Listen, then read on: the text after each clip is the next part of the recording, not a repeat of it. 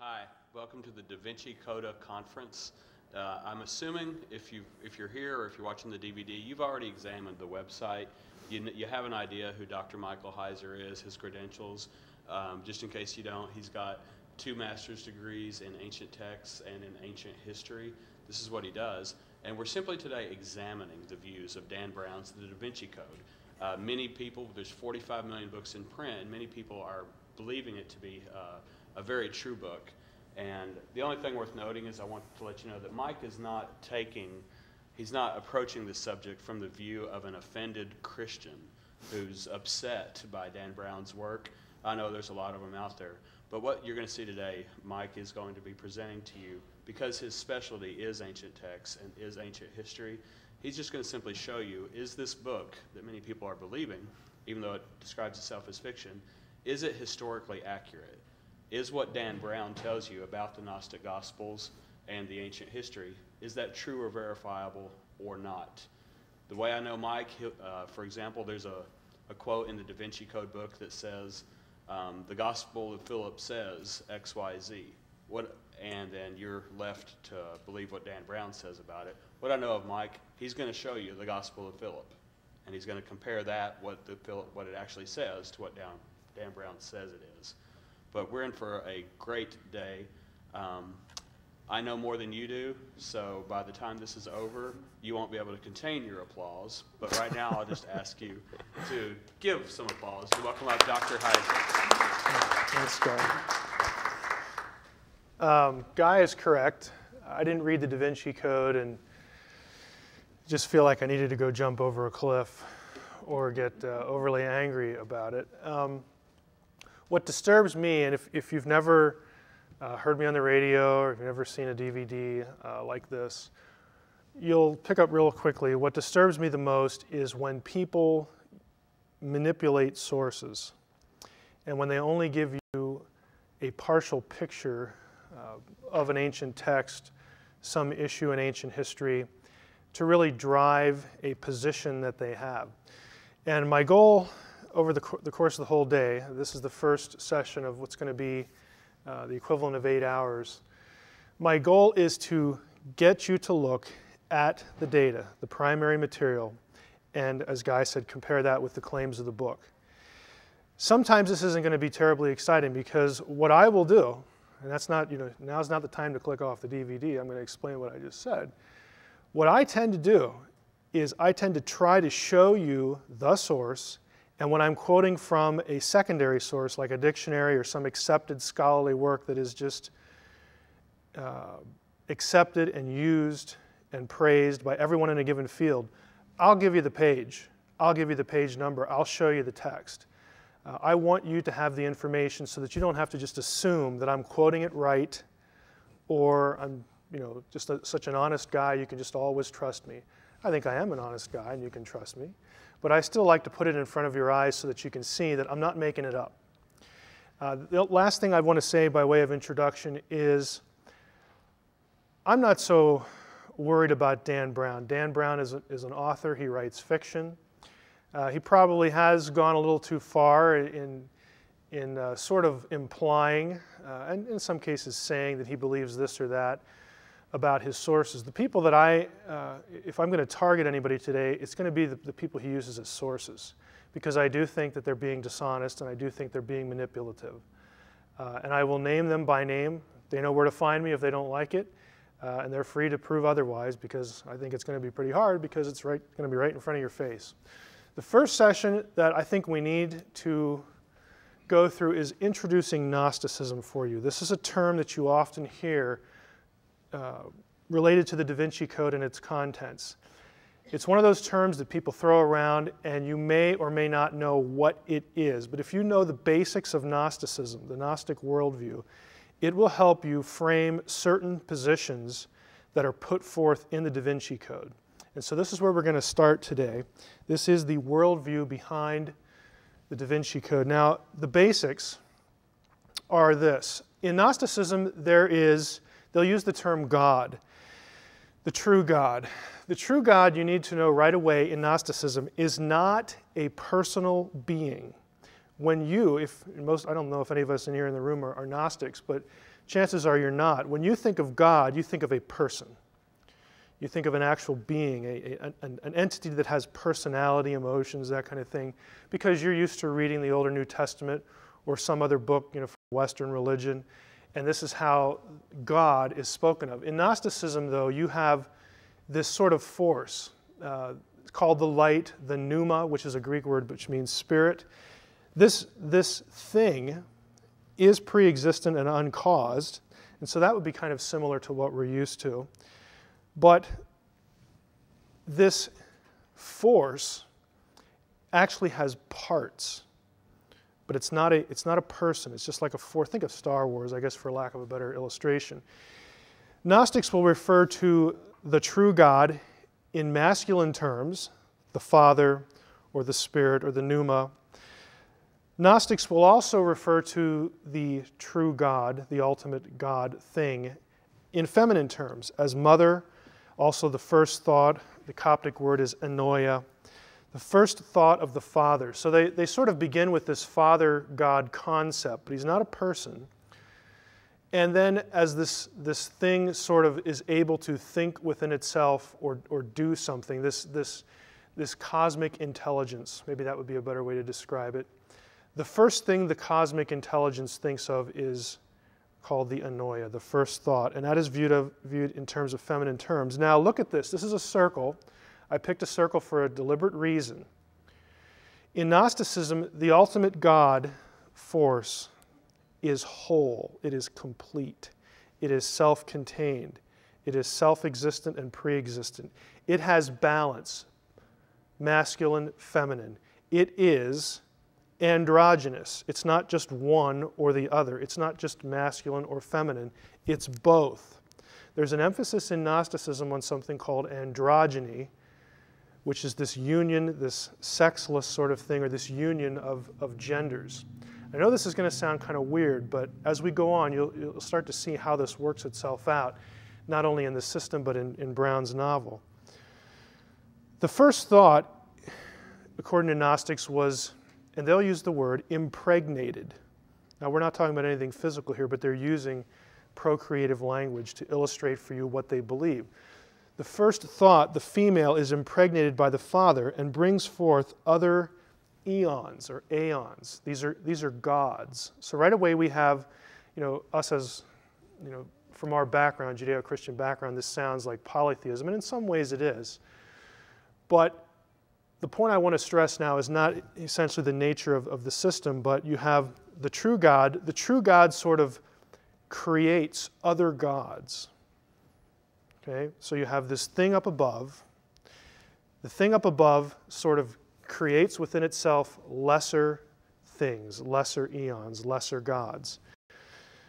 The circle is androgynous, but the things that it creates are not. They are spoken of in gender. In Gnosticism, the universe is three-tiered. The diagram here has at the top, this is the true God. This is the true God. Where the true God lives is one realm. The bottom realm is the created universe, the world you and I know. And then there's this middle existence. And that's where the other gods reside. So from the true God, the whole entity, there are other divine beings created called aeons. You'll notice by the features here, some are masculine, some are feminine. Now, we're not going to get too far into Gnosticism, but what happens is they pair up and they procreate. Again, I'm using sort of literal language, but they produce other aeons. And so you have a whole system of gods, plural, underneath this divine thing, this cosmic mind or cosmic force. The middle gods are sort of expressions of the greater whole. These are called aeons. The word next to it, pleroma, means fullness. When all the aeons are together and in harmony with the true light, that is called the fullness. It's the way things ought to be. The fullness. We'll come back to that term. They are the true God's essence, and together the parts equal the whole. Now, the true God, again, or the light, produces these aeons. One of them is the Logos. Now, for those of us who are Christians in the room, Logos is a word that gets applied to Jesus in John chapter 1. But now mentally stop yourself. The Logos in Gnosticism here is not Jesus. This is not a one-to-one equation. Jesus is something else to a Gnostic. Just so that you know that one of these gods is referred to as the Logos. And the Logos, if you look at the hierarchy, the row here, the way I have this arranged, the Logos is considered the very highest aeon. He is the highest thing that the light produced. Okay? He's the highest.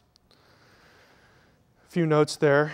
You will read in Gnostic writings, if you go down to the third bullet, the Logos is called the form of the formless, the body of the bodiless, the face of the invisible, the word of the inutterable, the mind of the inconceivable. The Logos is the primary expression of the light, this cosmic spirit thing that Gnostics refer to as the true God, the ultimate God. The Logos possesses knowledge of all the other aeons. He is the entire image and likeness. Now, if you look here, we have a father language within the true God. We have mother language, so we have father, mother. We have the Logos, and that forms in Gnosticism, you notice the triangle, this is sort of their trinity. Now that's an oversimplification, but they will use triune language. They call it the initial triad, the initial three, Father, Mother, and Son. And they'll actually call these bodiless beings the first man, the first woman, and the first son. Now, the reason I'm pointing this out is when you read Gnostic literature, and for most of us, it's going to be in the newspapers. And the newspapers or the DaVinci Code or some other work is going to start saying things like, well, I mean, this is really kind of the same thing as Christianity. There's the Son, there's the Father, you know, there's this thing, the divine feminine, you know, whatever that is. And they're going to try to latch on to similar terminology to make you think that we're all really talking about the same thing. Well, we're really not. Okay? The lowest eon, you'll notice the chain here progresses from high to low. It's a progressive dissipation of the pneuma, the ultimate light, the ultimate spirit, from the primary aeon to the last one. There's a finite number here. The last one, right here, is feminine, and that is called Sophia in Gnosticism. Now, this is a term that comes up in the DaVinci Code all the time. The Sophia is an extraordinarily important figure, an extraordinarily important aeon to the Gnostic system, the way they understand reality. Sophia is the lowest aeon. You'll notice that I have her chin right on the red line. That is because Sophia was sufficiently far down the line enough that she was close to the material world, and she's going to have some kind of interaction with the material world. She will, in fact, transgress the boundary. She sins and rebels in Gnostic thinking. What she does, the Sophia, and this is a quotation from one of the Nag Hammadi texts, the Sophia wanted to bring forth a likeness out of herself without the consent of the spirit. She wants to reproduce, like the ultimate God did. She doesn't want to involve her consort. Remember, I told you the aeons were paired, masculine, feminine, and then they produce other godlike beings in the Gnostic system. She doesn't want anything to do with her male counterpart. A thing came out of her which was imperfect and different from her appearance because she created it without her consort. So the Gnostic story, the Gnostic mythology is that Sophia says, you know what? I want to be like the ultimate light. I want to be like the Most High.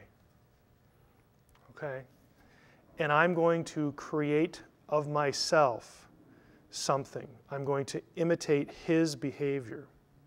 And Gnostics view that as sort of a good thing. But, you know, she kind of preempted the way it's supposed to be done, but it's still somewhat okay. Why did she do it? Because she is, according to Gnostic text, unconquerably prunikos, which means lewd. I am the whore and the holy one. I am the wife and the virgin. Holy, whore, wife, virgin. Think DaVinci Code. This act of, there's this thread running through the novel about how this sexual act, this sexual ceremony somehow is an act of worship. What they're trying to do, what Brown is trying to describe, and not all Gnostics saw it this way, but many did, was that this ritual act of intercourse somehow commemorates not only Sophia, Sophia's reunion. We're going to talk about when Sophia gets back to the pleroma, when she repents, but also the initial androgynous male-female togetherness of the ultimate reality. That's why the act of intercourse has a sacramental value to some Gnostics. What does she make of herself? She makes a being called the Demiurge, which just means the maker. The Demiurge is also known as Yaldabaoth, child come forth, or child of chaos. You will see both translations. He is also called Saklas, the fool. He is also called Samael, the blind one. This being is none other than Yahweh, the God of the Old Testament, in Gnosticism. The God of the Old Testament to a Gnostic is a created being.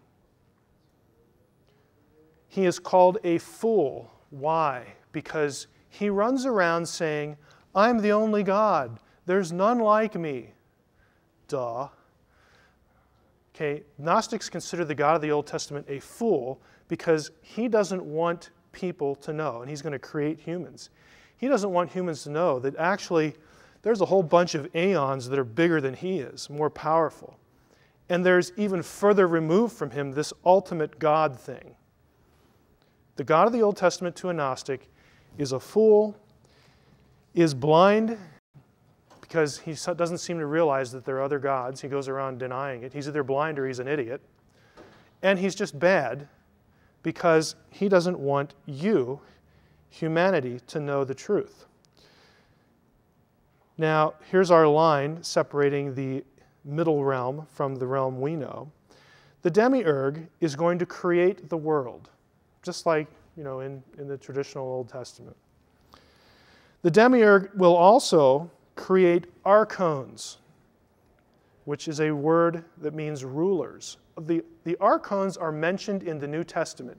These are the principalities and the powers of the air, the rulers in high places who are wicked.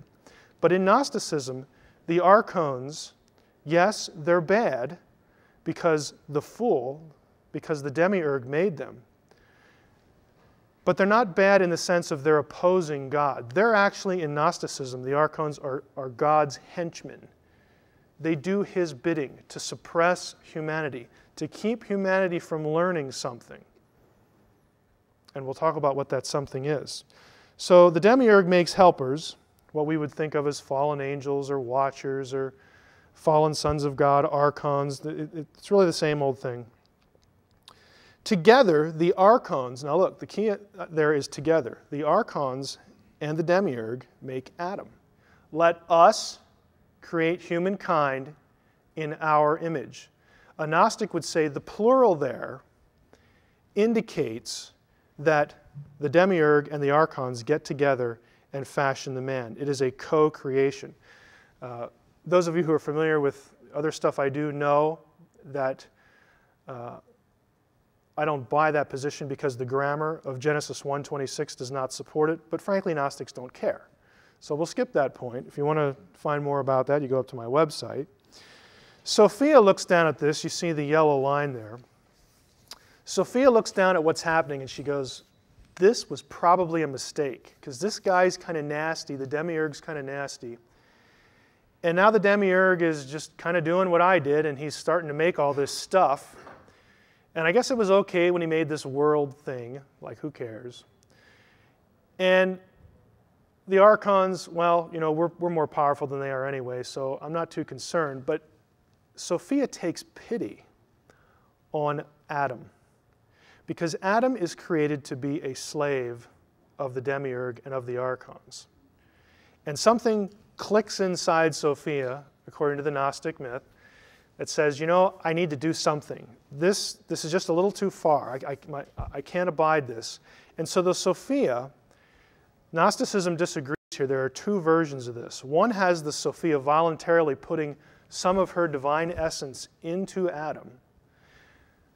The other version has Saklos, the Demiurge, being tricked into doing it himself. But either way, a spark of the divine, you've all heard that phrase before, a spark of the divine gets deposited into Adam.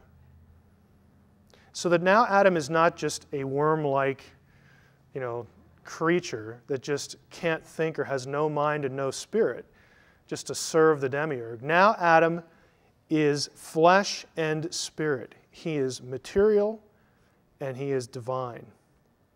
Okay, he's a mix. Adam then is used to bring forth Eve. In a later session that's really devoted to this DaVinci Code myth about how the Gnostics just treated women so wonderfully and the Christians are just the misogynistic Neanderthals of the ancient world, we're going to see that that is not the case. In Gnosticism, I'll just telegraph one point here. In Gnosticism, Adam has the divine spark. Eve doesn't. Eve is less than Adam. She is less than divine to a Gnostic. That's not a very positive, affirming thing, for women. But that's Gnosticism really, as you'll see it in Gnostic texts, not in Dan Brown's novel. Advanced concepts, I'm not going to part too much on this. Sophia is redeemed. She's the youngest and last eon. She was furthest from the light. She makes a mistake. She's again driven by this procreative urge. Her desire, again, was viewed positively in that she wanted to be like the Father. There are really two parts to her. She's conflicted in the Gnostic myth. She wants to be like the ultimate God, but yet she has this own self-willed rebellion thing going on. Eventually, the rest of the Pleroma says, we can't let this go. We need to get Sophia back here so that we are full, we're complete. So we have the old Pleroma back, the fullness. And so what they do is they decide to attract her. Several high aeons, the Holy Spirit, these are all separate beings in Gnosticism. The Holy Spirit, the Christos, and Jesus. Now, if that surprises you, if you're a DaVinci Code reader, good. Because the DaVinci Code has characters saying that in the true Gnostic scriptures, Jesus was just an ordinary man. If you read the Gnostic text, you will not get that message. Jesus is an aeon. He is a divine being in Gnosticism. He's not just an ordinary Joe. These three devise a plan to attract Sophia back to the true light. The Christos appears to Sophia in the shape of a transcosmic cross. And now she sees that out in the universe, and she knows that this is a sign from the Pleroma that you can come back, just follow the light. Isn't that a nice phrase we've all heard in our culture? Follow the light. It's Gnostic. You look, you keep your eye on the cross, you follow the light, and you will make it back to the Pleroma. Her celestial bridegroom, Jesus, awaits her. Again, think of the Dan Brown, Jesus, Mary Magdalene. They get together, they have intercourse, either ritually or just to enjoy it. Probably just ritually if Dan Brown's going to be consistent with his Gnosticism, but he often isn't. This whole idea of Jesus needing a consort, Jesus needing a wife to further the faith is this idea. Jesus and Mary Magdalene are mimicking the journey of Sophia back to the cosmic Jesus so that they can be one. It's an expression of godliness. It's an expression of fullness in the Gnostic system. That is your introduction to Gnosticism. I don't know what the time is here. 32, we have time. We have 10, 15 minutes for questions, but let me just summarize real quickly. The whole point with this is when you read about sacred marriage in the DaVinci Code, the reason that that is an issue and the reason that Dan Brown and his sources want to convince you that this was part of Christianity, that Christianity has suppressed the female, that Christianity has suppressed the goddess, is not because this stuff is really taught in the Bible. Okay? Some will try to make it, force it into the New Testament in some odd passages, and we'll talk about those a little later. What they're really saying is, look, this is the way this particular sect of Christianity saw things. And this is the truth. This is the real Christianity. And it was suppressed because these nasty church fathers that you and I think of as the Orthodox, of Christianity, they were just prudish. They didn't like to talk about women. They didn't like to talk about sexual things. They tried to do whatever they could to suppress women and their roles in the church and their leadership and their character and everything like this. The reason, so Dan Brown tells the story, is that they were reacting to what was really the truth, Gnosticism over here. And if you're a discerning reader, Brown has tapped into a cultural sensitivity here in our time, how women are viewed and treated. And he's bringing you along on that thread into the Gnostic camp, but he's not telling you all this other stuff. He's not telling you about, again, sexual sacraments. He's not telling you that the God of your Old Testament is a liar and a fool and a blind person and frankly bad. He's not telling you all sorts of that stuff. Now, he may not know it. That's possible. But don't be duped into thinking that, it's two sides of the same coin. There are fundamental differences between the Gnostic sect and what historically was Orthodox Christianity. The primary one is, I'll give you the primary two and then I'll take questions. Orthodoxy has Jesus as an uncreated being. United in essence with God the Father, and they are both good. Gnosticism has Jesus as a created being who is above the God of the Old Testament, who is bad. Those are not two sides of the same coin. They are mutually exclusive. Okay, so don't be led astray into thinking that we're just talking about the same thing. We have any questions? If not, we can take a little break and we'll move to the next one. Go ahead. Question. Do Gnostics consider Yahweh on par with the other aeons? Yahweh is under the aeons. He is lesser in power than the aeons. He straddles, and really when he starts to create material things like the world, he moves away from the middle realm down to the lower realm in the Gnostic universe. He is derivative from one of them, and even the lowest of them. So he is not on a par. Another question? In the back? So there were Gnostics at the time of Jesus. And where did they come from? Where did the Gnostic thinking come from? And where did they fit into that time in history we as Christians view? Like, what were they doing? Right. The question is where, the Gnostics were around, they developed, where did they come from? Gnosticism as a full-blown system, you don't have what we call Gnosticism until the 2nd or 3rd century AD as a system. You have elements of its thought, of its worldview prior.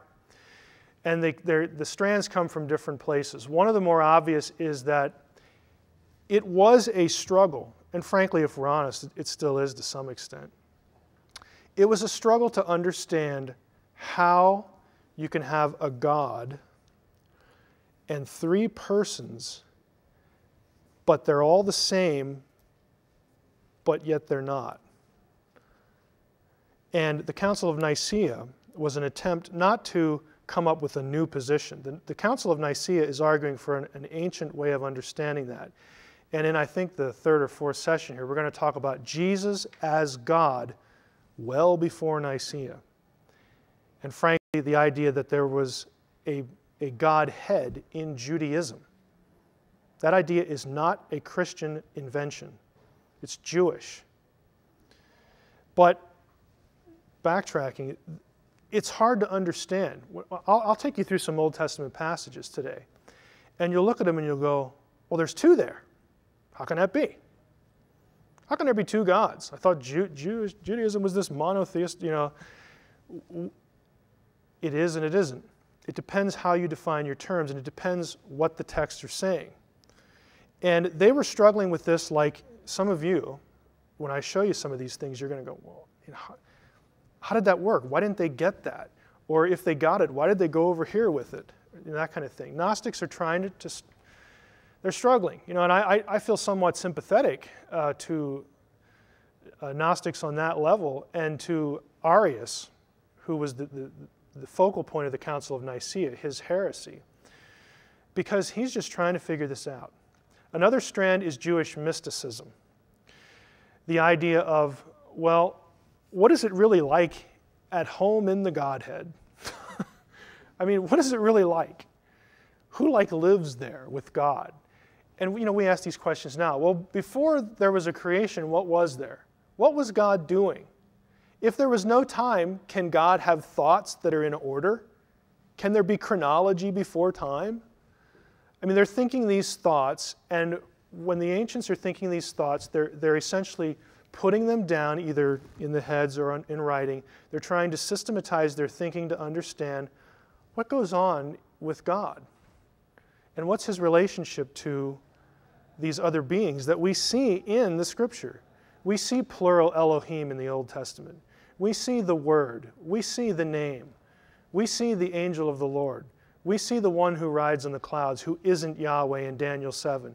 They're reading their Bibles, and they're trying to grapple with how to correctly systematize this. Now, what happens is you take those questions, which are all legitimate, and Gnostics come from Egypt, and what they did was they started to try to merge what they're seeing in the Old Testament and in Jewish writings. This is all before the New Testament's written, and it carries on when the New Testament starts getting written. And they start looking for counterparts in the local religion of Egypt. And once that happens, you see this convergence of threads. And out of that comes Gnosticism. Another strand is, what about evil? Why is there evil? Orthodoxy has, I'm not going to say there's just one explanation for this, but Orthodoxy wants to see, and I agree, but I'm not going to go any further than that because there are ways to understand this, and there's difference of opinion.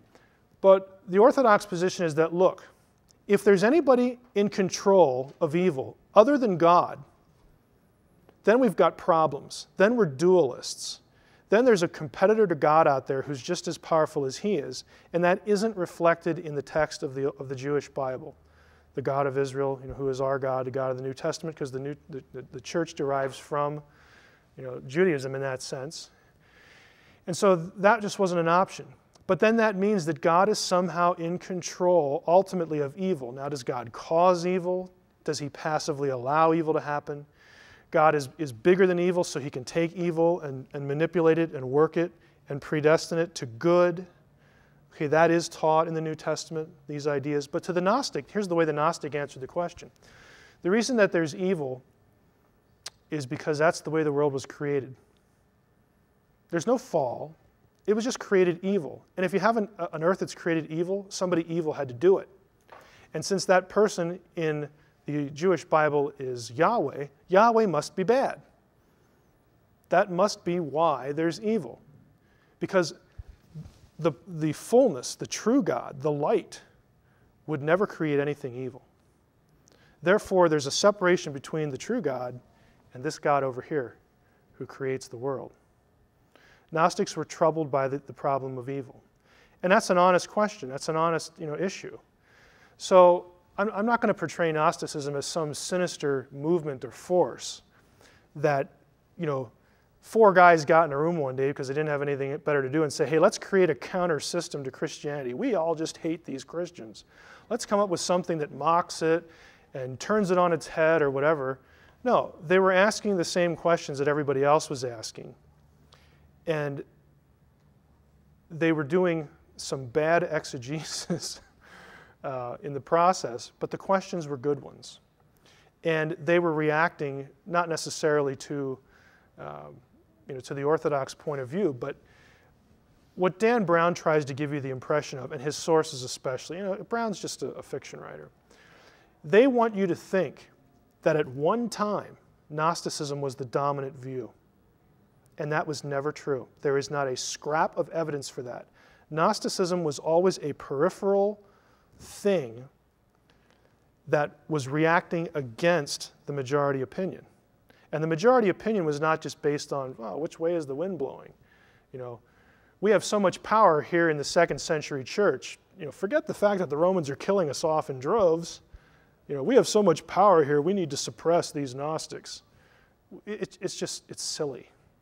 But that's the view that Brown's sources want to convey you with. They want to give you this impression that, well, the reason Orthodoxy won was because Irenaeus and these other church fathers were so powerful, they just put the screws to everybody else. Hey, they're trying to survive like everybody else. Christianity is not legal. You can be killed if you have a copy of the New Testament. This is not a bunch of power-hungry slobs, you know, dictating something to this little piddly group over in Egypt. It is just a mischaracterization of what the historical record is. But again, I want to leave you the impression, it's not that Gnostics started out as this sinister group. They're asking good questions, but they're basically refusing the instruction, and they're not refuting the arguments of the majority. They're coming up with their own arguments, and that eventually leads to the Council of Nicaea, where they have their day in court, and they lose, okay, because they cannot refute the arguments of the majority. It's not that they go there as the majority and then somebody gangs up on them and sticks them the theological knife in the back. That is not what happened. And we'll talk about that today later too. Another question? Yes. So the Council of Nicaea pretty much put an end to Gnosticism then? No. The Council of Nicaea made a declaration. There were a lot of people there who did not buy what Arius was saying, but they didn't want him expelled because in their eyes he was still a Christian. You know, he accepts that Christ is the way of salvation and so forth and so on. But the opinion came to be that, you know, pragmatically speaking, we need to do something so that the rest of the ancient world knows that Arius' position is not, you know, correct. So they did expel him, but even after he is expelled from his position, Arians are referred to as Christians in ancient writings. It's not that you're evil and you're going to hell now or anything like that. But the whole point was that we're going to declare that this position is incorrect. Arius is not able to articulate the position that reflects the ancient text. But we're just kind of hoping that, you know, he comes back to the fold. Gnosticism and Arianism continued, you know, along with their own followers. Eventually it sort of dies out because there aren't many of them, you know, relatively speaking. But the ideas get picked up, you know, in the Middle Ages by certain groups, you know, early, late Middle Ages. It never completely goes away because some people liked that position. They preferred. They thought that was a good answer to these questions. But it was never, you know, the majority, and they never produced anything that refuted the majority. They never did it. But they didn't really care because they just preferred the position. Is there an official start to the date of Gnosticism? No, not as a movement. What happens is its threads go all the way back, you know, into pre-Christian days, with your Jewish Bible in the first millennium BC. We'll say there are threads. There are ideas in Gnostic, what we call Gnostic ideas in the Dead Sea Scrolls. They didn't have Gnostics there, but Gnostics liked the way this guy over here wrote that. I like the way that scroll says that. So we're gonna use that to foster our idea over here. You have all these strands sort of converging in the second or third century when Gnosticism becomes known as a movement, and you have figures like Arius who become sort of, you know, champions for this view. Anything else? Okay, let's take a couple minutes. Ted, you let me know.